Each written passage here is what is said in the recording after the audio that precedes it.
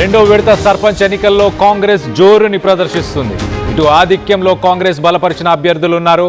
ప్రస్తుతానికి కాంగ్రెస్ తరఫున గెలిచిన సర్పంచులు 1309, అలాగే బీఆర్ఎస్ తరఫున గెలిచిన సర్పంచులు 604, బీజేపీ తరఫున గెలిచిన సర్పంచులు 164. సిద్దిపేట జిల్లాలో ప్రస్తుతానికి బీఆర్ఎస్ డామినేట్ చేస్తుంది. అక్కడ అత్యధికమైన మెజారిటీ అక్కడ సంపాదించింది. ఇటు సిద్దిపేట జిల్లాలో కాంగ్రెస్కి ఘోర పరాజయం అని చెప్పుకోవచ్చు. సిద్దిపేట జిల్లాలో ఇటు కాంగ్రెస్ 18, అలాగే బీఆర్ఎస్ 60 స్థానాల్లో గెలుపొందినట్టు తెలుస్తుంది. సో మొత్తం మీద ఫస్ట్ ఫేజ్లో మనం చూస్తే 84% ఓట్ పర్సంటేజ్ నమోదైంది. ఇప్పుడు రెండో ఫేజ్లో కూడా 3911 సర్పంచ్ స్థానాలకు గాను ఎన్నికలు జరగగా దీంట్లో కూడా అధిక శాతంలో ఓటర్లు నమోదయ్యారు.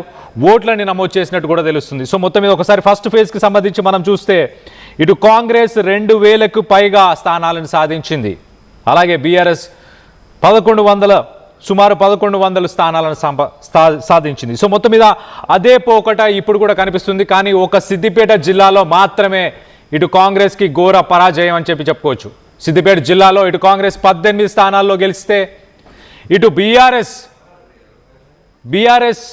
సపోర్ట్ చేసిన స్థానాలు 60 స్థానాలని చెప్పుకోవచ్చు. సో మొత్తం మీద ఎక్కువ శాతం ఓట్లు ఎక్కడెక్కడ నమోదయ్యాయో కూడా మీకు చెప్పే ప్రయత్నం చేస్తా. మనం చూస్తే ఇటు